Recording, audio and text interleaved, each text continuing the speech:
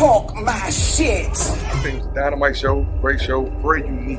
I had never seen an element that he brought to this show. I've never seen a comedian that can give you five comedy, five lessons. A show that was so unique that touched all his audience as far as what they were going through. I'm different, you know what I'm saying? I'm different like a motherfucker. But we gonna get through y'all together. I applaud anybody who hasn't seen it, go see it. You better buy a ticket. My brother's selling out every time he drops a show. Keep him selling out. You know what I'm saying? Because the uniqueness that he brings to the stage, it's not matchable by anybody.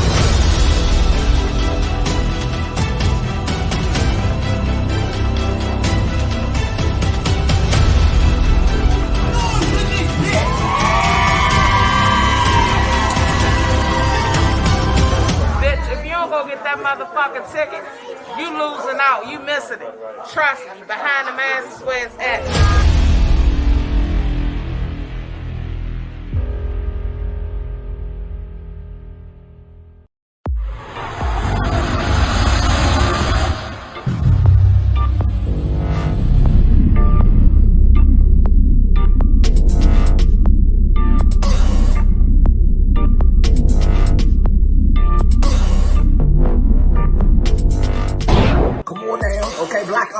Get into it. Black on, look at that David Ford right there, that's his thing. Black on, he don't know Tom.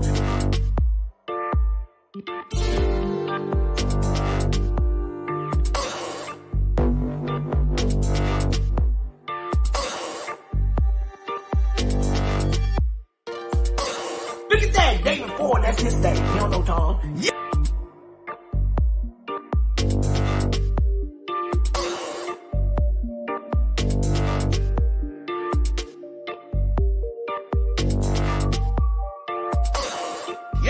Oh, here we go. Oh, I can't see the demons. I can't see the demons, but I can see the light. We are creating black luxury across this country.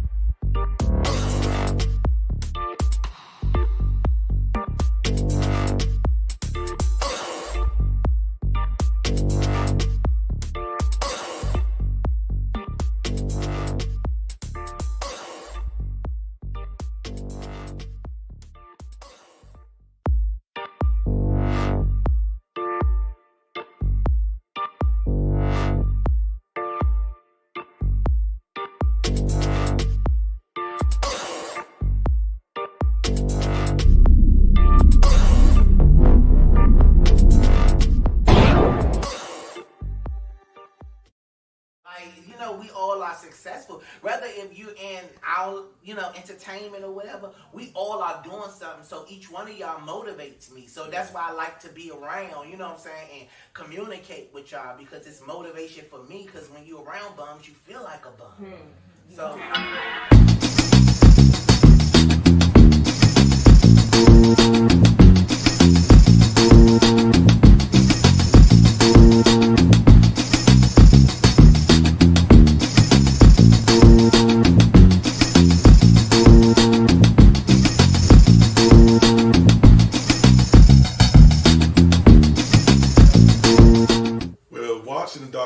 first just took me back, because when you first stepped on the fashion scene, even though we knew you before then because we had blocked you, when we had seen that go on the fashion, it just took me back to the days, because before you started the reviews, what you didn't say on there is that the reviews really helped a lot of organizations out. Like, you really invested in them without really investing in them. Giving them critiques helped them. You were basically being a free consultant to them and helping them develop their craft, which they were lost in doing because they couldn't win through me. So I will be watching the reviews. That's what he do. It's that chain he got on. I will be watching the reviews like, this nigga is giving them the whole blueprint. Like, he putting them on the level, like he putting them on the game, like that they don't need it. They don't got it, they don't got it. Right. But Lonnie will go to each show and sit there and write down everything you didn't like, and then go on chat with Lonnie and tell them, and they'll be at home like, we gotta get another job to get the program. Lonnie said, get the booklets, all that. I'm like, Lonnie, they don't even know about that. Like, you're telling them. So, man, watching the documentary really put me back in that space. Like, damn, I remember those phone calls. I'm telling Lonnie, like, you know, you need to go to such and such and get $50 because you just gave him like $50 worth of credit. Nigga, you up here working free through the internet. Like, come on now. And he'll be laughing. You just want everybody crushed. So it brought me back to those days, and just to see the growth from there, like every step that you went, you pull a person from each platform you tapped in who you felt was really genuine and loyal to you, and you took them with you to the next stage. Really inspiring just looking at the documentary, because it really just took me back in the past, and just actually being in Studio Boombox and seeing you then, and seeing you on YouTube with Chat with Lonnie, and being interviewed with you and behind the screen there, and looking at you now, and looking at so many lives that you have touched at this moment.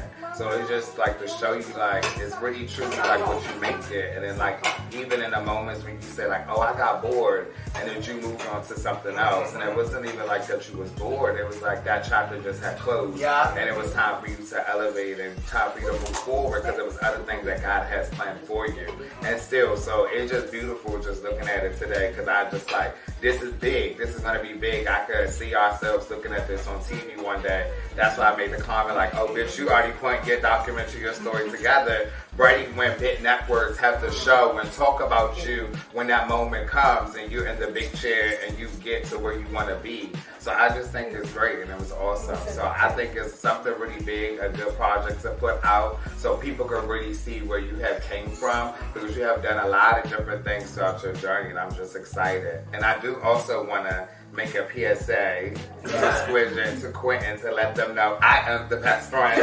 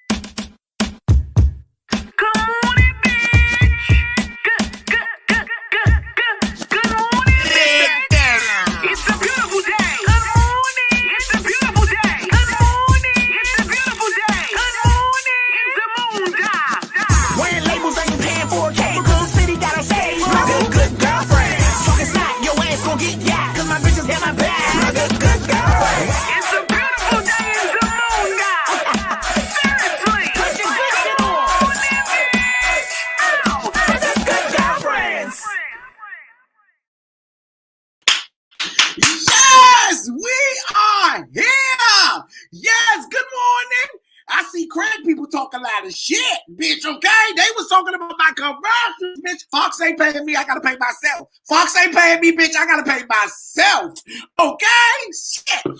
I am so excited because I am about to sit here and talk to my DMV brother, okay? Craig, the Writer Stewart. All right, now for those of you that don't know, he's an author first. Okay, he's an author first. Oh, the bitch can write, okay, and talk shit. The bitch can write and talk shit. All right, yes, he's my DMV brother. You know, we're going to have a good conversation because I feel like he needs to be looked into as Craig the Writer Stewart. And some of you guys look at him as being attached to other people when he has his own identity. So that's what this conversation is all about today. All right? So sit back, relax, and enjoy yourself. And put your hands together for my DMV brother, Craig the Writer Stewart. Yes! You always look like a disturbed Caucasian woman. Hey, Craig! Because, bitch, I know the commercials ain't over and you ain't ran near none of mine. Bitch, I done seen sunglass commercials, Chick-fil-A, bitch. Girl, I mean, girl, you couldn't have got none of my commercials to run it. You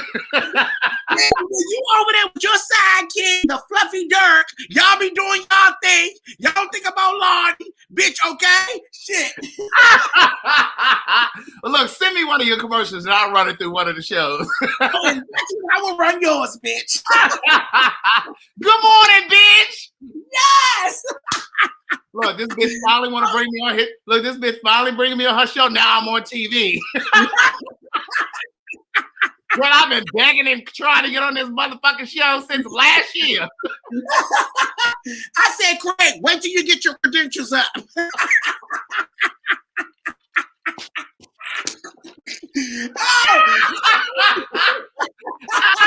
You owe. And I heard what you said about me living in gay TL, girl. Yeah, because you done left the DMV. Okay, yeah. Oh my God, Lonnie, you crazy.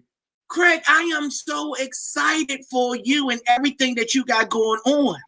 Well, thank you, Lonnie. You know, I love you. You know, I love you. And like, Lonnie and I first met when he came to do the Queen's Supreme Court. And Lonnie didn't believe me when I said this, but I don't stay in touch with a lot of the guest judges that come on the show. I'm sure most of you know about the Queen's Supreme Court show hosted by T.S. Madison. But you are one of the few people that I stay in touch with. And like, when I come home, we went out to eat. A couple times that bitch left me. I reached out to go out to eat. That bitch. That bitch was very important. That bitch was very busy that weekend. So I only saw that one time, but she did pull out her good credit card and paid for the meal. Had I known she was gonna pay for the meal, I would have ordered a couple more things. Well, you know, I felt sorry for you because your credentials wasn't up yet. Look, it ain't nobody buying these books, girl. Ain't nobody buying the book. Ain't nobody buying the books. Oh my God! Well, you know they ate me up after that first episode of the T.S. Madison Experience. Well, who is he? I ain't never heard of him. 5-star books. He sure ain't on the New York Times bestsellers list. Well, you know that's what they do because nowadays in this generation, people are intimidated of success. And I say this all of the time. People are either inspired by you or intimidated because of you.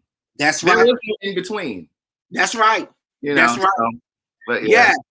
Well, Craig, like he said, he's one of my dearest industry buddies, okay? Because, you know, I don't have too many of those industry buddies because, you know, you can't really mix business with, you know, friendship. But I will say that he's genuinely a good friend to me. Like we talk on the phone and everything. So we here having a conversation like we would have on the phone in front of you guys. So let's get started, Craig. Go ahead. I want you to tell everybody is who is Craig the Writer Stewart? Well, I am a writer, and I don't say author because I founded a greeting card company that's sayitinaCard.com. We have breakup cards, we have troubled relationship cards for all you girls that have these complicated relationships. But you know, we have the traditional cards too: birthday, sympathy. Mm-hmm. So I'm not just an author. You know, I've published 4 books. The first 2 are about my life. The third book, it's a book of quotes. And the 4th book, I believe, is my absolute best work. It's Book of Jewels. And it's 11 of the biggest life lessons that I've learned.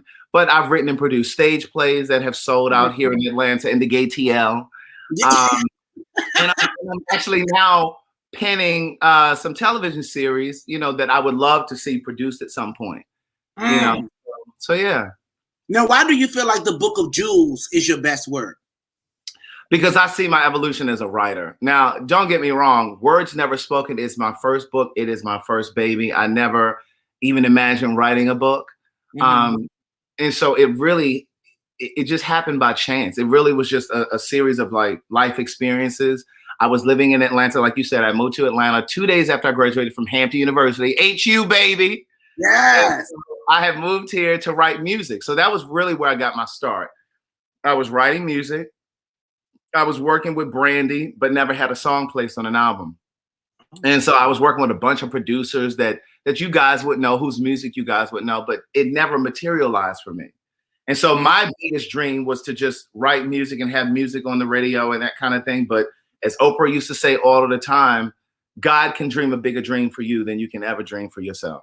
And so it was bigger than that. Like, so for me, it became music, stage plays, greeting cards, television series now, and then these books. So I moved here and was doing the whole music thing, and then I fell into a depression. Didn't understand it, didn't know why. I had these dreams and aspirations for myself. You couldn't have told me that I wouldn't have been a millionaire by the time I was 25 years old. But then 25 came and went, and then next thing you know, I was 30, and then next thing at 35, I was staying at a friend's house at 35 years old. And so it felt like life was going backwards for me. And so I slipped into this depression. Bank account was overdrawn $660. There were overdraft fees. I remember one October, I had 13 overdraft fees, and that's when they were $30 a pop. They now like 37. And so I was just slipping into this depression, but I was also coming to terms with being gay. And so it was like this residual feelings that I hadn't reconciled with myself. And I hadn't reconciled my sexuality with my religious and spiritual beliefs. And so a lot of stuff going on, and I didn't realize. I was just kind of moving through the world. And it just all came to a screeching halt. My car had been repossessed. And so there was a tugging in my spirit, is how I describe it in words never spoken. There was a tugging in my spirit. And it was just really God. Looking back, I realized it was just God speaking and whispering, you need to leave Atlanta and you need to move to LA. And I didn't understand, why would I move to LA if I was having such a difficult financial time here in Atlanta? Right. And then I didn't know anybody there. So I ignored that whisper. About 2 months later, that same whisper, it was louder. And so I ended up trusting that instinct. And I understand now, and I believe wholeheartedly now, that you have to trust your instincts, no matter what it is, whether it's in a relationship, whether it's about your housing, whatever it is, you have to trust that whisper, because that's God speaking to you. And so I ended up moving to LA, and everything just kind of fell into place, right? My plane ticket ended up being like $75 or some crazy shit. Like I started praying about it, and really, really deeply. And I was like, God, if this is what you're really telling me to do, I need you to make this a seamless process. And so everything fell into place, even that plane ticket. So I ended up moving to LA. And 2 months after I was there, I started writing Words Never Spoken. And I realized this book wanted to be born in LA. And this is why I'm here. It was the reason that the car had been repossessed. It was the reason that there were eviction notices on my door. It was the reason that my relationship had ended. Because God, the universe, was trying to push me out of Atlanta and move me to LA, because that book wanted to be birthed. So that's how it started. Go ahead. So that was your introduction into becoming a writer? That was my introduction into becoming an author. Okay. And so, because I had written stage plays and I had the greeting card company. But remember when the housing market crashed around 2008, 2009? Yes, we remember. Yeah, Say It in a Card. We were in 7 stores and we were online.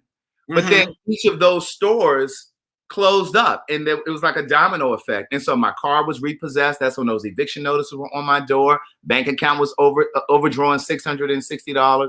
And so I didn't really know how to, and this is why it's so important to have multiple streams of income. So when that greeting card business folded, I was living with my friend Angela. And so from that point, I was just kind of working like dead-end jobs is how I saw them at the time. I was a host at a restaurant. I worked at a home auction company. They were auctioning off foreclosed homes. But I believe now, and looking back, everything happens when and as it should. And so those jobs that I was working that felt like frivolous to me, they felt like a waste of my time, there was something at every single one of those jobs that I have taken and that I use currently in my business. There's a lesson in it all. And so once I learned that, because I used to be frustrated. I remember working part-time at Banana Republic. I remember being so frustrated, like, this shit is beneath me. Like I had just sold out a stage play. Like, what the fuck is this? But, once you stop resisting and learn to go with the current, go with the flow of life, and you learn to adapt, everything falls into place, because you start to realize why the universe is connecting the dots the way that it's connecting. Because I believe that the universe is designed to move us in the quickest, most efficient way to our dream. We sometimes think we can connect the dots, right? We think we can sometimes manipulate success. Oh, I'm gonna do this, and you can't expedite success. You can't, Right. because there are lessons along the way, and the universe is gonna ensure that you get those lessons. And so it means sometimes going through a breakup. It means sometimes losing your house and downsizing to an apartment, because there are lessons, and sometimes that lesson is simply gratitude, learning to be grateful. You know what I mean? So I take it all in, no matter what happens in my life now. And it takes practice. You know, it's a muscle. It's a spiritual muscle that has to be exercised, right? So everything that comes into my life now, instead of me panicking and getting frustrated, I say, what is it that you would have me learn from this? What is this designed to teach me, right? That's the way I see it. Look at your girl. Craig loved to talk. Oh, I see this bitch. Oh my! I didn't even. That bitch. You know we love that bitch. Yes, indeed. That girl helped me sell some books, bitch. So look, Craig. So do you feel like that high and low moment that you were going through was to keep you humble? That too, and it taught me compassion, because you know, when I was in those dark financial places, there were friends of mine who really stepped up. Like my friend Angela let me stay with her for 6 months, and she said, "Don't worry about paying anything, just stay here." You know, a lot of the girls were like, "Bitch, I'm getting up, going to work every day, and every time I come home, you sitting here in the same spot." Yes, but I was in a depression. right. You understand? I was in a functional depression. I didn't realize it, but there was always this glimmer of light at the end of that tunnel, right? So those of you that may be in that dark spot, just keep your eye on that. Oh, Madison sent you a super chat, bitch. You know that's a wealthy bitch. And you know that's a wealthy bitch. And y'all like to say she don't pay on the show. Yeah, okay. Okay. Yeah, okay. That bitch rich. but you know, like if you're in that dark space, thank you, know, man. I love you, bitch. I'll call you later on. Go ahead. You got to keep your eye on that glimmer of light at the end of the tunnel, because sometimes it seems like, you know, you're not going to come out of that. But the greatest amount of growth comes from the most painful experiences. That was what I learned. But I learned compassion. And I learned it because there were people who were compassionate to me. I don't think you ever really truly learn compassion until you're in a position of needing it. Right. And right. my car was repossessed. I had friends who had 2 cars who said, "Here, you just drive this car." You know, but I believe that was the universe setting me up, positioning me. And I believe that's why I'm more thoughtful and considerate and more giving, because I was in that, the universe, you know, tables turn. Yes, it really does. Yeah. So how do you prepare yourself to write, Craig? You know, every single thing that I've written, it's all come to me organically. I've never said, "Oh, let me go write a book. Oh, let me go start this greeting card company. Or let me write this play." I believe that God just always sent it all to me. And again, one of the things that I pray, in addition to, you know, when something traumatic happens, you know, other than me just saying, "What is it that you'll have me learn from this?" One of the things that I say when it comes to creating, it's, you know, what would you have me do next? Right. How would you like for me to use my gift, my talent? And I pray every single night before I go to bed. I get down on my knees, I say my prayers, and I say, you know, God, you know, what is it that you'll have me do next? Use my gift to reach, teach, and heal. That's it. And so then it just starts coming to me. But what I will tell you is everything that I've written, it comes from my own firsthand experiences or things that I see my friends going through, or, you know, it's generally something that I have experienced. And then I just run with it. Yeah. So as a writer, do you read other authors' books? Yes. Now, when I'm writing, I'm not reading anything. Tell the truth. I don't like how you just took your time with that. Do you really read other writers' books? Now, bitch, if you don't know nothing else, bitch, you know we from the DMV, bitch. We're gonna give it to you straight up, no chaser. Well, what I would tell you is, when I'm writing, I'm not reading anything. Okay. Because I don't want to be influenced. Now, when I was writing Book of Jewels, now it took me 8 years to write Book of Jewels. When I started writing that, I was reading that book by T.D. Jakes called, he has a book. I can't remember what it's called right now. And I said, I got to put this down because this is too kind of in the vein of where I want to go with my own book. His book was called Instinct. Okay. So I had to put that book down. I was like, no, I can't read this. So I put it down. But what I will tell you is I'm really inspired by Elin Harris's early works, his early works, like his first 2 or 3 books. The latter works for me, and this is no shade to Elin, I think he opened the door for what I do, especially my first 2 books, because my first 2 are about my life. It's my journey as a Black gay man. It's the first time I had a little Zach with a man. It's all of that stuff. I write about my depression, but his early works really, really impacted me. And like the commercial that I did for Book of Jewels to promote that book, I incorporate Elin in that book. And I talk about how his readers became my readers. When you look at my Amazon reviews, that's what it's like, oh my God, you're the new Elin Harris. Oh my God, you picked up where he left off. But what I will tell you is, don't you send that bitch the link. I didn't come in on her interview. She ain't coming in on mine. So anyway, what I was gonna say was, but Millen's early works inspired me too, right? Mm-hmm. But I'm more inspired by songwriters. Like I love Anita Baker. She's an amazing songwriter. Mariah Carey is an amazing songwriter. So I'm more influenced by songwriters than anything. That's amazing, Craig. So look, do you think book reading is as popular as it was back in the day? Yeah, for the people that are smart. Don't do that. And the girls who ain't really, they don't read. But, don't say that, Craig. Don't fucking say that. Because you know what I'm saying? A lot of people, it's not as some of the books like back in the day, like one of my favorite books was The Coldest Winter Ever. Bitch, they got a part 2 coming out. Yeah, they do. But I thought she already wrote a sequel to that, like Midnight or something like that. She did. She did write a sequel to Midnight, but then there's a part 2 to The Coldest Winter Ever. So I am definitely looking forward to that. So that was one of my favorite books as well. It's not out yet. Part 2. I don't think part 2 is out just yet, but I definitely want to read that book. Yeah, because there's definitely a community of people that still read, and women read more than anybody. Okay. My question to you is there a group of authors that still write as good as that? Yeah, me. Now I don't know about these other children. You know what? You are a conceited little bitch. That's what you are. Let's just put that out there. Now, Lonnie, there's a fine line between conceit and confidence. Okay. I agree. Yes. So what authors inspire you?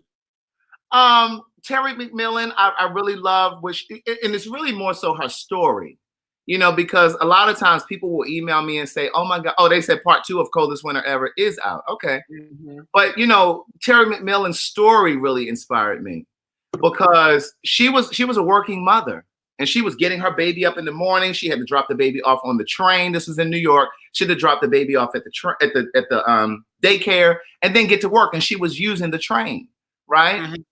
Mm-hmm. So she found time to write. And I get people emailing me all of the time saying, well, I need you to help me write my book. No, baby, if it's your calling, if the universe is calling you to do that, you will find the time to do it. And it's not just about writing a book. It's about, even if you're an entrepreneur and you want to start a business, or if you want to go back to school and you're like, well, I have children and I'm a single mother, baby, take the first step.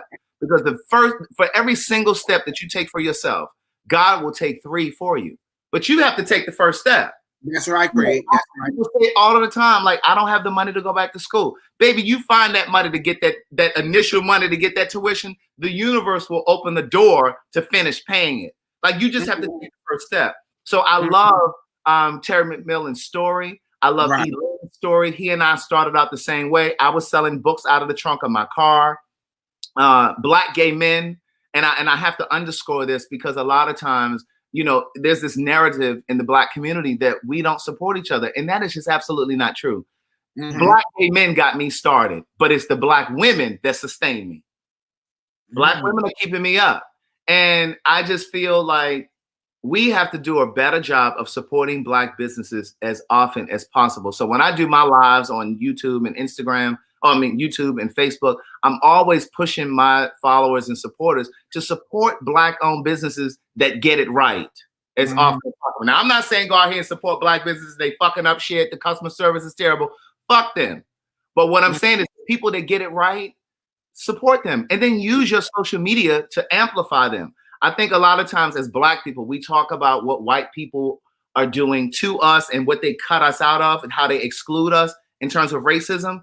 But we do a great job of using our social media as a weapon as well, because a lot of us have these platforms and we don't use it to amplify small Black-owned businesses. Can you imagine how many Black millionaires we could create if we all said, oh my God, girl, I went to this Black-owned restaurant, the food was so good, or I bought this shirt from this Black-owned store, or whatever. We could create more. We could create Black Wall Street all over again. But a lot of times we get into a space where we're like, well, bitch, I'm not promoting that. Yeah, and I understand we use it as a way of living. I understand that. But sometimes I believe, and I'm gonna bring this back to Madison and the T.S. Madison experience. The reason that we started working together was because I'd reached out to her to do an interview. I have a podcast called So Much to Say. And I reached out to her and I said, hey, I want you to come on my podcast. And she didn't know me. I didn't know her. And she came over, she did the podcast, and we put it out. About a month or two later, she called me and said, hey, I want to set up a podcast. How much will you charge me to set up the podcast? And I said to her, I said, I'm not going to charge you to set up your podcast. I said, because I believe as Black people, we need to do a better job of supporting each other and not always attaching a fee to everything that we do. So that was how it happened. And then look how the universe rewarded me. My Black ass is on TV with her. You understand what I'm saying? So when you give without the expectation of reciprocity, the universe will reward you. It really will. But you have to give from your heart. Then I hear you say the universe a lot. Do you believe in God? I absolutely believe in God. I absolutely, but I have learned to separate church and religion from God and spirituality. Okay, so what's the difference between God and the universe? Well, God and the universe, it's the same thing. But I know some people don't necessarily call him God. You know, so I just leave room for people who may not call him God. I absolutely call him God. Okay. But I say universe because I don't want to leave anybody at the table. I want to make sure that, you know, because some people call him Buddha. Some people call him Allah, you know, so I just try to include everybody. But there's a separation for me with church and religion. That church and religion, I can't get into all of that because it's just too organized. And it's just too much control. Yeah, too much control. It's a corporation. It's a corporation. Absolutely. I understand what you're saying. But I want to go back to what you said when you were saying about women being supportive. Women, that is very, very true. They genuinely support you. Especially Black women with money. Yes, especially Black women. It comes from the heart. And I want to say you're absolutely right with that. And that's why I cater to them so much, because of the love and loyalty they pour into me. So I just want to touch bases on that with you. So let me ask you this. What was it like growing up as a gay man in Baltimore? Because that's where you're from. Because that's where you're from. You know, people wouldn't think that.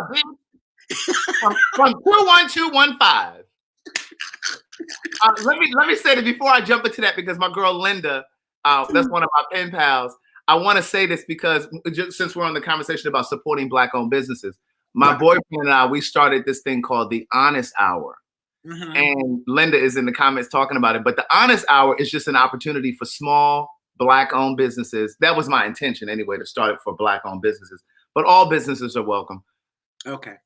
For you to send your product into us and for free, and we review it. We use the product, we review it, and then we talk about it. So we do a monthly live video that happens on YouTube, and we talk about the product. We advertise your website. It scrolls at the bottom. We put a picture of your product up. We talk about whether or not we like it or not. We talk about your packaging. We talk about all of those things. So now if you have tissue paper feelings and you only want us to celebrate your product, don't send it, because we're gonna review it so that people who potentially may be interested in buying it, they know what to expect. So if your packaging is terrible, we're gonna tell the people this shit came in a damn Ziploc bag.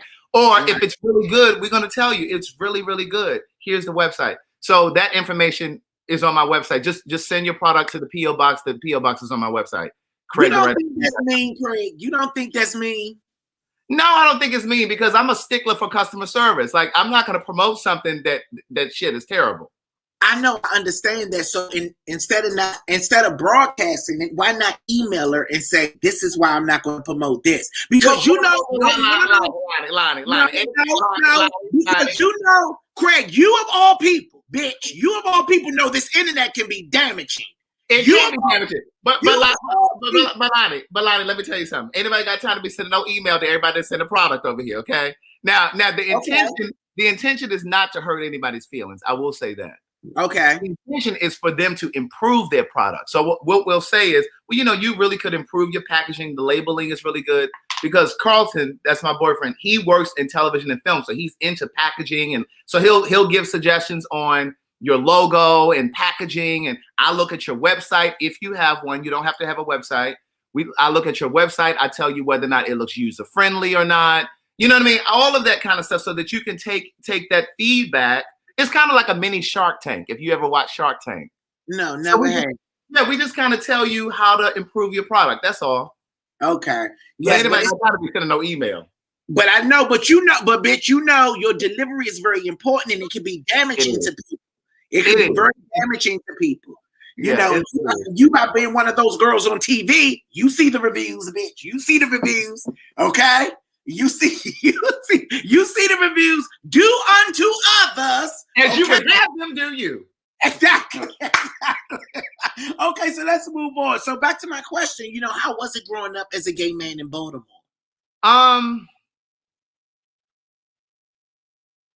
It was not difficult for me, I will say, simply because, and I really don't mean this like this. I don't want this to sound like this. But I was popular, right? I was popular in my family. I was popular in school. I was voted best dressed in college. You know what I'm saying? So like my sexuality didn't really hinder me, and I understand that that's not everybody's story. I know, and don't get me wrong. There were people who definitely called me sissy, fag, punk, and all of those things. And I write about that. Okay. But you know, and I talk about the damage that caused, and I believe that that's a part of the reason why so many gay men take so long, quote unquote, to come out of the closet. You know, because it is damaging, and I think there's a PTSD that comes with being in the closet, and you know, being trapped in the closet, if you will. So, but I mean, I don't know. That was the kind of go-to thing, like for my cousins, like when we got into an argument about something, it was, oh, you sissy, excuse me, or you punk, or you know, you faggot. Well, you know, in Baltimore it's faggy. Mm-hmm. You know, up there it's faggy. Yeah. Yeah. But those are the same people who love you. You understand what I'm saying? Who promoting your bugs. I love that faggot. Yeah. That's my faggot cousin that's on that TV show. Yes, you know, I'm familiar with that one. That's my loudmouth faggot cousin on the internet. Right. Hey, cuz, you got $20 I can hold? So yeah, I totally understand. How did you come out to your parents though, Craig? What was that like? Oh my God. So like with my mom, I told her first. I told her back in 99 because I had a boyfriend at the time. And you know, love can make you do some shit that you didn't plan on doing. Crazy. And so it was my first year living here in Atlanta. And I write about this in my first book. And it was my first year living here. And she was coming down here to visit for Thanksgiving. But he also wanted to cook Thanksgiving dinner. He said, well, she doesn't have to know. We don't have to tell her. We could just be friends. I said, let me tell you something about my mama from Baltimore. She ain't no damn fool. Now, we ain't got to tell her we together, but my mother's going to pay attention to energy. You understand what I'm saying? So I said, no, I need to tell her. So I ended up telling her. And initially she said, okay, everything is okay. And she did this little fake laugh. Uh-huh. Well, that bitch ain't talked to me for about 2 weeks. Wow. She didn't talk for about 2 weeks. But, I ended up having the conversation with her. And one of the things that I say to gay folks when I speak, whatever. We have to be patient with them. I'm not saying that you have to tolerate disrespect, but I believe that we have to be patient with them, because what I say is it took me 22 years to get comfortable in my skin to even act on the feelings. So I can't expect my mother to be okay in 2 weeks. I need to give her some time to come around and wrap her brain around it. It took me all of that time to be comfortable and to get comfortable in my skin. So have some patience. And so my father, I told years later, I was actually living in LA, and I came home for Christmas, and I said, "Ma, I think I want to go ahead," because at this point I'm about to write my second book, right? And so I'm like, I need to go ahead and tell my dad. And so my intention was to tell him and then jump back on my flight to go back to LA. Well, bitch, right. my flight was canceled. So I had to drive. So I figured I was going to tell him and then get out the car and go. Bitch, I had to end up coming back to the car.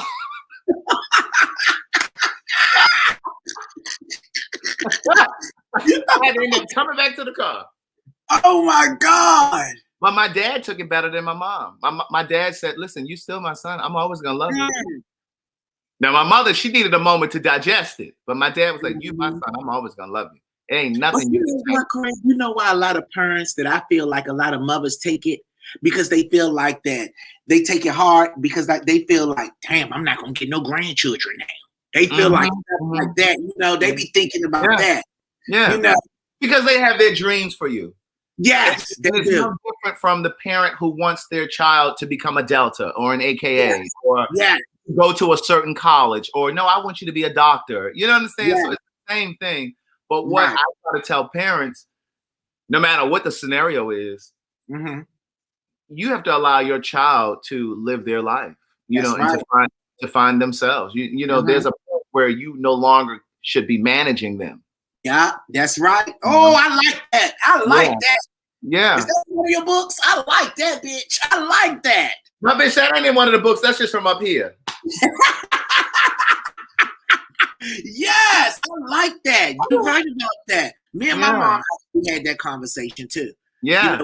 We had that conversation about me being able to walk in my own steps and not the steps you try to create for me. So I understand that too. Yeah. And my mother, she still tries to run my business now. And I'm like, girl, listen, this is my business. I got this. So we already know how you met T.S. Madison because you told us earlier. So when you on the show, you like to make it known, okay? You like to make it known how you like to say, I don't work for her, I work with her. Now, what do you mean when you say that? Bitch, it's a collaborative effort, bitch. It's a collaborative effort. You know, here's what I mean by it, okay? And I said this on a TV show, but I don't think they used it. I think they ended up cutting it out. Because I wasn't out nowhere filling out no application, okay, for no job. Bitch, I wasn't over at the unemployment office. I'm looking for work, but no, in all sincerity, gay man. You're a shady gay man. Go ahead, bitch. Just get to the point. Okay, but no, for real. So, but the thing is, because it happened so organically, I was not looking to work with her, right? Yeah. So here's the story that a lot of people may not know. I've talked about this on my Patreon, though, but she and I have never really talked about this publicly. When she and her former co-host fell out, remember, I was only there because I set up the podcast for them, right? And I didn't charge her. And I said, okay, great. Well, then she was like, well, bitch, I need somebody to record it and edit it and release it. And I was like, well, girl, now I'm going to have to charge you because, girl, that's work. Right. So I started working with her and her former co-host. And we had been working together for months.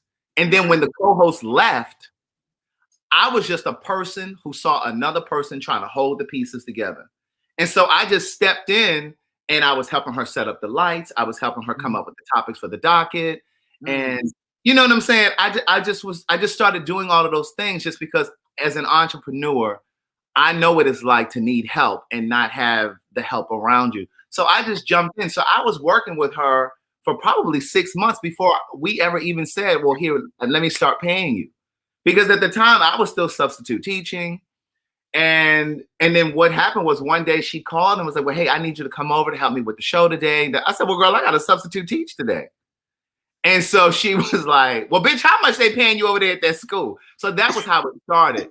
So when she says, bitch, you work for me, I'm like, bitch, I didn't ask to come over here. You understand what I'm saying? It just happened organically. But, and I can understand. I can understand. I love how she supported me. And I love and I think she recognized that this man is really over here helping me. He doesn't want anything from me. And for those first 6 months, the people who watched that show, they never even saw me.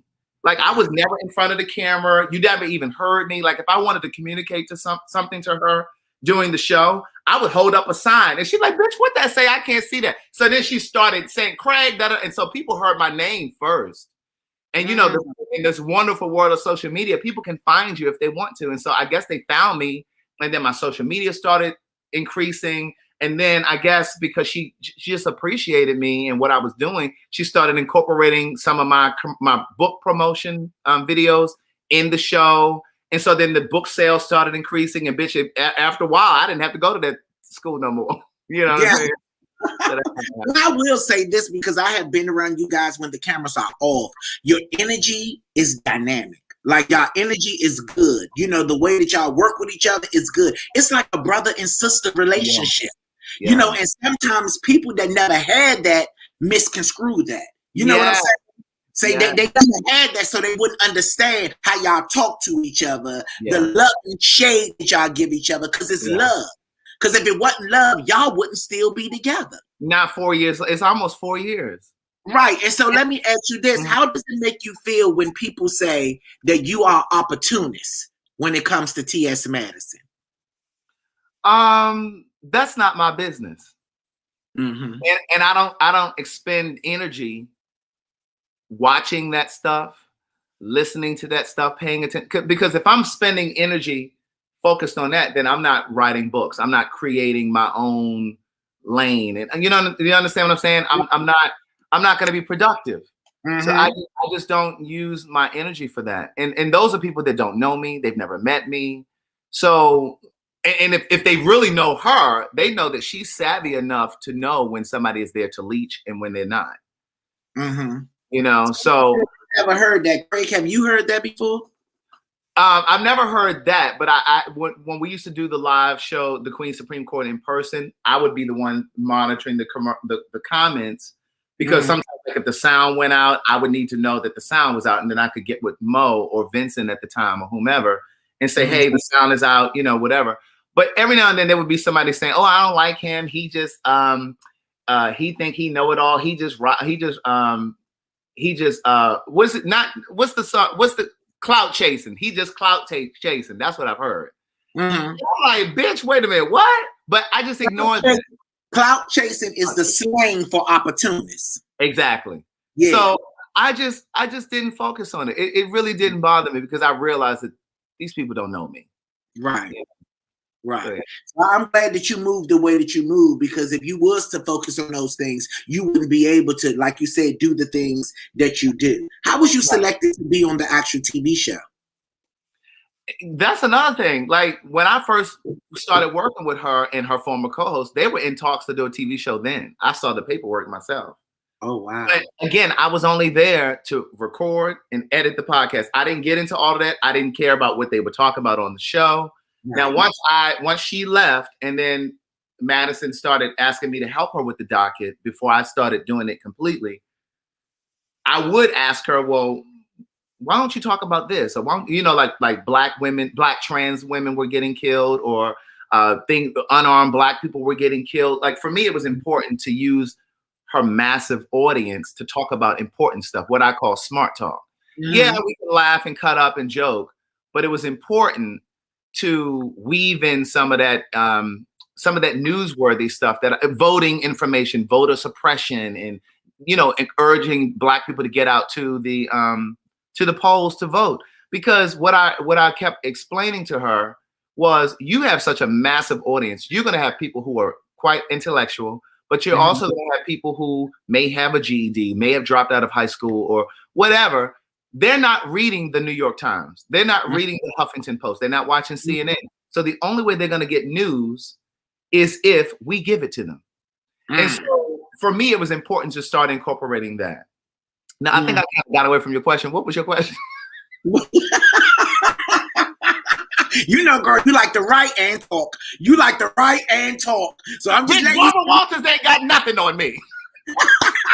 I'm like, it's your interview. It's your interview, bitch. It's your interview. I'm just here. What was the question? What was the question? The question, bitch, was, damn, you made me forget the question because you was talking so much. No, let me. You ain't got your shit written down on that paper right there. So the question was, how was you selected on the show? That was the question. Right. Okay. So they were in conversation about TV then, and so when that didn't happen, she told me that she was in talks with World of Wonder. World of Wonder, for those of you who may not know, they're the production company that sold the T.S. Madison Experience to WeTV. But they also do $1 Million Listing. They do RuPaul's Drag Race. They do a lot of stuff. So she was like, well, bitch, we doing this TV show. And again, I've never been a person that wanted to be in front of the camera, right? Mm-hmm. And so when she was talking about a reality TV show, I was like, thinking to myself, I'm like, well, bitch, you can go ahead and do that. Bitch, I'm not doing that. Because, I had a certain, I think we all have a certain perception of what reality TV means and what it looks like. And so she said, well, bitch, we need to go out to California to do this because we take what they call the presentation. And it was kind of like a demo. And then they used that demo to shop it around to all of the different networks. Oh, okay. And so we went to LA and I was like, well, so I said, okay, fine. So we ended up going. And that was 2 years ago. 2 whole years ago that we did that. And then we started filming last year, March, but then the pandemic happened. And so then we took off like 6 months and then we came back and started filming again. So she pushed for me to be on the show. She really did. Because they were like, well, the network people were like, well, who is he? Why does he need to be on the show? And so she said, listen, I need my team there. And again, I think it goes back to her recognizing the seeds that I had planted all of that time that I was working with her and never wanted anything, never asked her for anything. I think she just felt like, well, no, he needs to be there. And so she pushed for it. And I'm glad that she did. So when they said, who is he? Meaning you wasn't a big enough name? No, they're thinking, well, probably that. But they also were thinking like, well, why does he need to be a part of the show? You know what I mean? I don't know if they really understood that she and I were the ones. She and I were the Queen's Court. I was behind the scenes, but she and I were the Queen's Supreme Court, I should say. So not the Queen's Court, because that was the first run of the show. But how much of the show is you? Really you? 100% you? Like, is it you or is it a character? Of the show? Bitch, that's me. Okay. No, but you know why I'm asking this question. Oh, no, bitch, that's me. Yes, okay. Okay. Okay. Yes. Straight up, no chaser. Right. That's you. Okay. Now, what I will tell you is because sometimes people get in front of a camera and want people to receive them a certain way. So they put on a character to be liked by everybody so they won't be judged. You know what I'm saying? Absolutely. And what I will tell you is I give so much credit to Madison because, and I've said this before, this is before the TV show, right? I used to say this on her lives. I've told her personally, we go out to eat. She's the reason that I even started doing lives. Because here I was pushing these books and Madison was like, this was the first day that we met. She came in podcast with me. And she said, so you got these books and stuff. She said, you need to start using your personality to monetize it. And I was like, girl, what do you mean? She's like, you need to start going live. I'm like, bitch, I ain't going live. Like, what I'm going to talk about? Like, I've always been a shy person, right? But and Carlton, my boyfriend, said to me the other day, he said, shy, you ain't nothing shy about you. But I've learned to work through that, right? But I'm generally a shy person around people that I don't know. But she taught me how to use my personality. She said, because she said, if people like you, they will support you. Bitch, I don't give a damn what you selling. People got to like you first. And so that was, so I took a chance and she taught me how to do Patreon. She taught me how to set up Patreon. Somebody had mentioned it to me a year before, but I didn't think he knew what the hell he was talking about. But then when she came to me a year later and was like, bitch, we need to do this Patreon. And I was like, okay. And so I took her lead and I started doing it. Right. one thing that I can appreciate about the both of you guys is that you're not afraid to give others credit. Like when I was on here talking to Maddie and we was having our conversation, she was telling me that you had called her and was like, you see what Lonnie doing? He's touring. And you know what I'm saying? That's when y'all kicked off the tour. Yeah. And, people don't say things like that out loud. And that's what I appreciate about you guys. You know what I'm saying? People don't give their flowers. Exactly. So I appreciate that. Yeah, bitch, I used to be on your website like, bitch, he just did this venue over here in such and such, bitch. You know, and my thing with her is, so for those of you who may not know, we took the Supreme Court on tour, on a live tour. Mm-hmm. And so I had been so from the time when Madison's former co-host was there, I started talking to them about taking the show on the road. Right. Because she and her former co-host, they were getting booked. They were getting booked to do a walkthrough in the club and stuff like that. And I said to them, I said, well, bitch, if they paying y'all X amount of dollars to just come in and get on the microphone, bitch, think of what we can make if we take the fucking show to these cities and charge people to come in. And so they weren't really feeling it. And like I said, I was just the person there to record the podcast. So I shut my ass up and kept on going. Mm-hmm. But then when the former co-host left, I started working on Madison again, bitch. And it took 8 months. It took 8 months, but I kept, when a bitch keep doing like this. So I said, girl, we need to do this tour. She was like, I just don't know. I'm like, well, girl, you always talking about you talking about your LGBTQ royalty. Well, bitch, star power to work. And so that was how we did it. And so the very first show was here in Atlanta. Yes. But I looked at your tour and I was like, bitch, he's everywhere. I said, bitch, we can do this. And I appreciate that. And that's what made me say, oh, these genuine people, let me give them my phone number. Because you can't fuck with everybody. You can't fuck with everybody. You can't fuck with everybody. You can't. They get on these cameras and they lie to these people. They lie to these people on this camera. I'm trying to tell you. So now I was watching the show, right? The T.S. Madison Experience. I was watching the show and I seen one of your star co-hosts, Oliver, and it said Oliver House. And that house was Martin Luther King Jr.'s house. Why? I understand that. Like, so it makes you question reality TV. I know that house. I've been to Martin's house. He's my favorite Black History hero. Next to Michael Jackson, right? You see him? You see him back there, bitch? You see Michael right there? He lives here with me. He lives here with me. You know I'm playing about Michael Jackson, bitch. You know he ain't the only man living over there with you. That's right. But here's the thing that I would tell you. The show is 100% accurate, except that house. Yeah, bitch. I don't know what white person over there in that editing room decided to use that stock video. They need to be fired. But in all truthfulness, the first episode there was a moment when the system crashed, and Carlton even asked me. People asked me, "Well, did that really happen, or did y'all stage that?" Everything that you have seen on the show is accurate, except that motherfucking house. I'm like, why did they put that house up there? And then Legra, Madison's manager, the exterior of her house was not her house. Now inside that was her house, but I don't know why they did that. I have no clue. Is it because they're protecting where people live and they don't want fans to come up to people's houses? But Legra gave them permission. I don't know what. So what you want them to go over to Dr. King's house? you want them to go over there terrorizing him? I said, I know that house. That's Martin's house. That's Martin's house. Bitch, when that came up on the screen, bitch, I almost turned the TV off. I started to call you, bitch, but I was dozing off. I be sleeping. Listen, girl, you be in your nightgown and hair rollers at 8:30. Girl, she been her nightgown and hair rollers at 8:30, bitch. Bitch, yes. Count sheet. Look, right.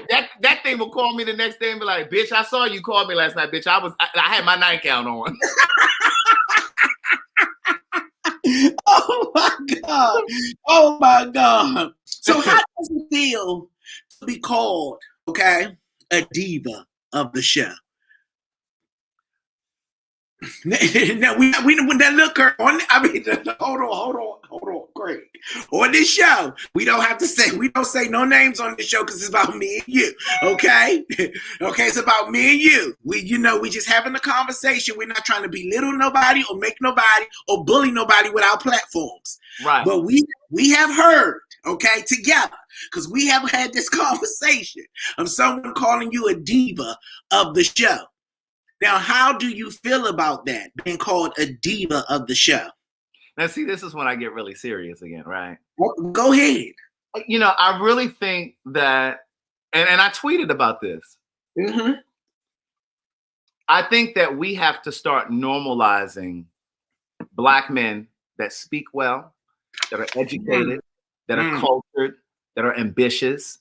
We have to start normalizing that because there's this expectation now, not just from white people, but also from Black people, that you're somehow lofty or arrogant because you dream big, you live a big life, and you walk around secure. And oftentimes you're labeled as arrogant or a diva or whatever. And I think we've come to expect Black men to walk around splitting verbs, pants hanging down. Like we've lowered the bar. So like Cicely saying, no, I'm just a Renaissance man, baby. I'm not a diva. You know what I'm saying? And I don't feel like I should have to dumb myself down to prove that I'm not arrogant. You know what I'm saying? It's just and there's a chapter in my fourth book. It's called Book of Jewels. There's a chapter called Growth. It took time for me to get here, and I don't apologize for that.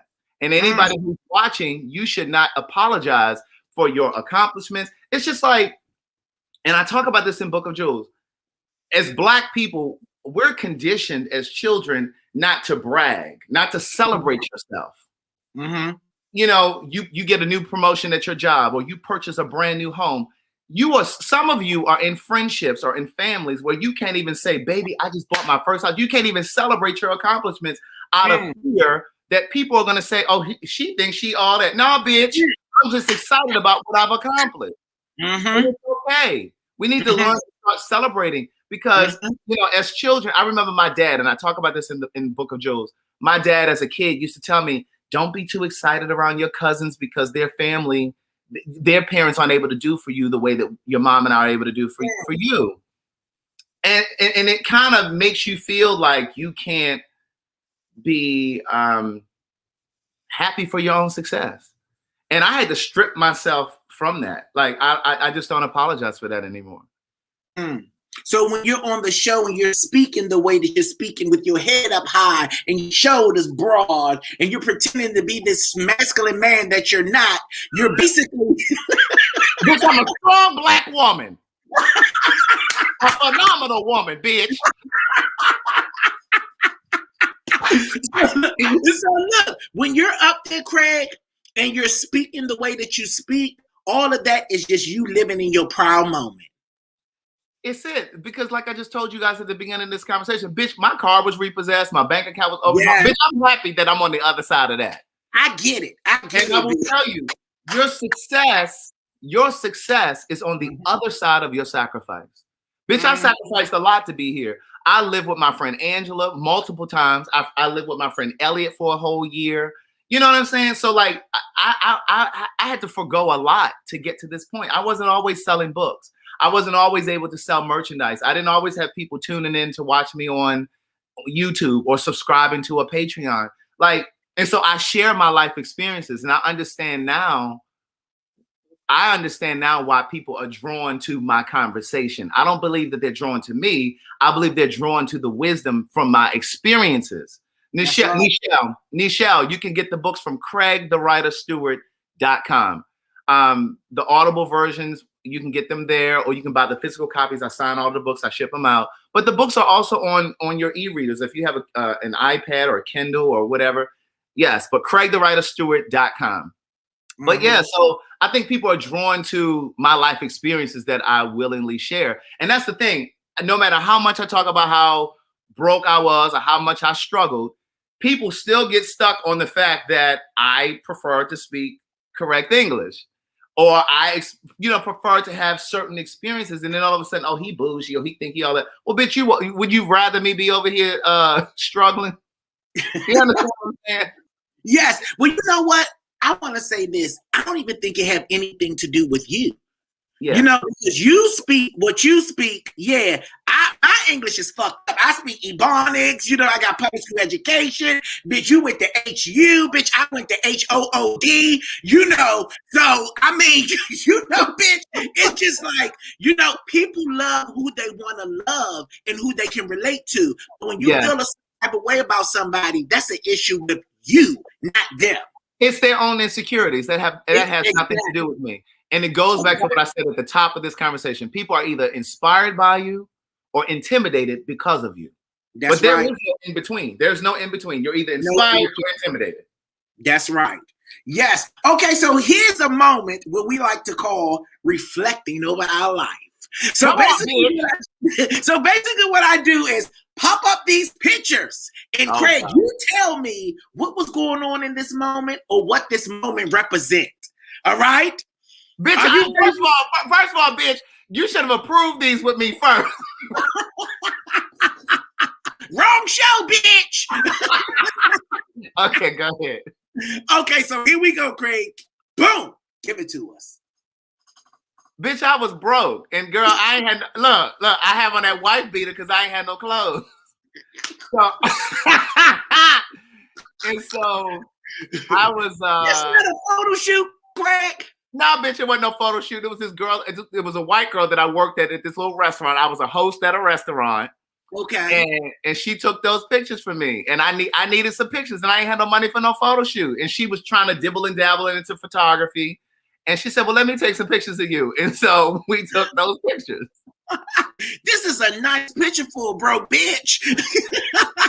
Well, see, this is why I realized that, bitch, listen, you have everything that you already need. You know, people always say, oh, if I just had a few more dollars. No, bitch, you have everything you need to do whatever it is you want to do. Yes. Okay, what about this? Boom!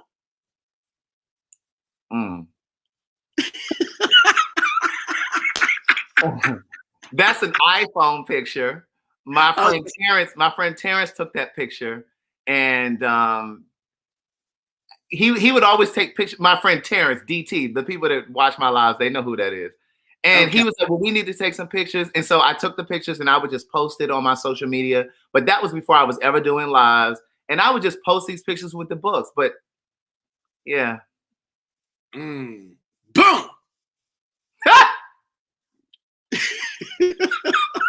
What's going on here, Craig? What's this? What's give us this moment. That's me and Keon, and we do lives and we talk shit. And you see, I got my little salt and pepper beard down there. I dyed it the other day. My friend Ryan dyed it yesterday, but that's really how it looks. Why would you do that to yourself? That's your wisdom. My friend Ryan, listen, I like my salt and pepper, but my friend Ryan was like, I just want to see what your beard looks like black. Well, that don't Ryan decision. See what I'm saying? You down there letting them people down at the KTL take advantage of you. You down there letting them people take advantage of you. Stand in your identity. You are an old bitch. Be that bitch. I'm 95. You 101. Celebrate. Bitch, I know you long in the tooth. We talk about this all the time. Look, this bitch will not tell me how old he is, but I know that bitch is long in the tooth. Boom! Here we go. Bitch, that's in DC. That was my first signing in DC. Yes. And that was at a place called Bohemian Caverns. Do you remember that place? I don't remember that place. Yeah, it's not there anymore, but that was in DC. That was my very first book signing, and in DC. I just did Baltimore. So this was 2012. Wow. And, yeah, that's when that was. Yes. Well, thank you so much, Craig, for being here. This was fun. This was so fun. Bitch, we did it. We did. Thank you for having me. This was amazing. Craig, I am so proud of you. I'm blessed to have you as a friend, a buddy that can pick up the phone, that's on TV. Yeah. I'm so proud of you. Keep going. Much success to everything that you got going on, Craig. You're a wonderful individual. I personally know you, so I know that you're a wonderful individual. So keep up the good work with your books and everything. You have merchandise and everything. Tell the people how can they get, you know what I'm saying, any of your merchandise and all on your website. Everything's on your website, right? Everything is on the website, CraigTheWritterStewart.com. You can get to the podcast there. The podcast is free. You can get to all of my social media, my Instagram. Everything is Craig the Writer Stewart. My YouTube is Craig the Writer, but everything you can get from CraigTheWritterStewart.com. Well, there you have it. Yeah, so make sure y'all go out there and support my buddy Craig the Writer Stewart. Yes, okay. And when you coming down to the DMV? Bitch, when I come, you better have time on that schedule so we can go out to eat again. You know, I get up there. This on you're on TV. Now you can pay because you're on TV.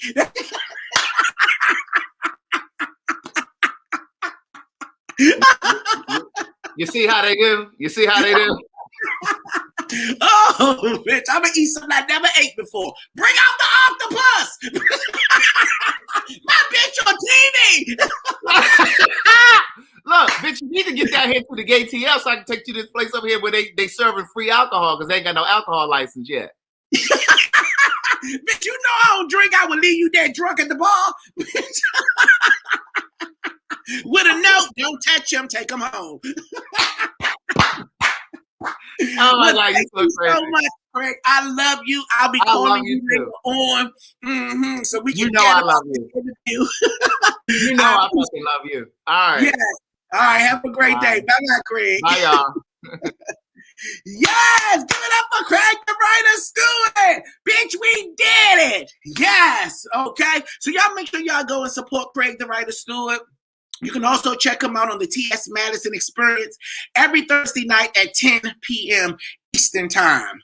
Okay? Thank you guys, Penny Pals, for coming over, Maddie Mob, and of course my good girlfriends, homeboys, haters, pickable bitches, and nieces and nephews. Thank you. Now get this. Next Saturday, bitch, I'm talking to Nikki Gerber. Yeah, okay? The lead singer from Brownstone. I heard it to the grapevine. Bitch, we gonna have a conversation. Check out my other conversations right here on my YouTube channel. I talked to Monique, Billy Porter, Coco from SWB, Ty Hunter. Check them out, bitch. Okay, Terrell, T.S. Madison, Funky Dania. Check it all out, bitch, okay? Seriously, you know, everybody ain't on TV. Some of us are still doing our motherfucking thing, bitch. Okay? Yes. Thank y'all for joining me today. See y'all next time, bitch. I love y'all so much, and I appreciate y'all. And for those of y'all that's coming to the show tomorrow, I'll see y'all tomorrow at the 2 p.m. show and the 7 p.m. show. Sorry, y'all, it's sold out, but I'll still see you tomorrow. See y'all. Good morning, bitch. Now, tonight, I'm not just going to have a conversation. I'm gonna talk my shit. I think it was a dynamite show, great show, very unique. I had never seen an element that he brought to this show. I've never seen a comedian that can give you by comedy, by lessons. A show that was so unique that touched all his audience as far as what they were going through. I'm different, you know what I'm saying? I'm different like a motherfucker. But we gonna get through it, y'all, together. I applaud anybody who hasn't seen it, go see it. You better buy a ticket. My brother's selling out every time he drops a show. Keep him selling out. You know what I'm saying? Because the uniqueness that he brings to the stage, it's not matchable by anybody.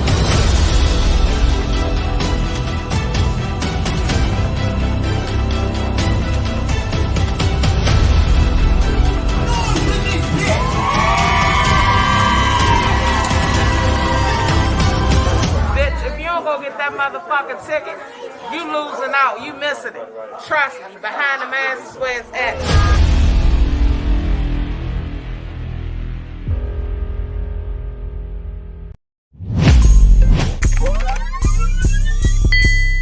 Good morning, bitch. It's me, Lonnie B, the gay one. Air condition. You see it. Watch it blow, girl. Yes. I'm here to tell you about my online store, the Good Girlfriend Corner Store, bitch. You can get all of your merchandise at the Good Girlfriend Corner Store, okay? Bitch, we got masks, we got air conditioning, condition? You see it, girl. Go cop it, bitch. Okay? We got everything that you need at the Good Girlfriend Corner Store. We get new items every month. I want you to check it out, bitch. Go now before the shit go quick. Seriously.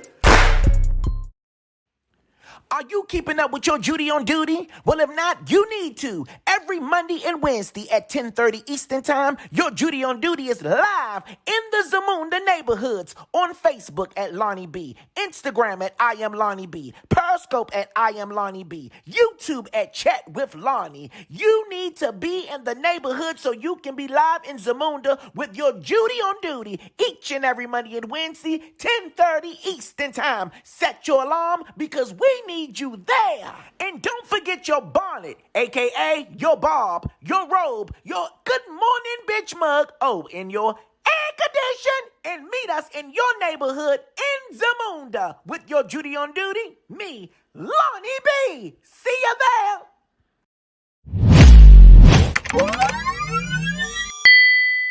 Yes, good girlfriends, homeboys, haters, and pickaboo bitches. There's so much more to your Judy on duty. You can join our membership club where you get study hall, where we focus and study on our personal issues pertaining to us and only us, where you give special footage of video vlogs exclusively from your Judy on duty. Yes! And a couple of family members too. But you can only see this in the membership club at www.patreon.com/Lonnie Bees members only. That's www.patreon.com/Lonnie Bees members only. Join today so you won't be left behind with keeping up with your Judy on duty with all this exclusive footage and more. See you there.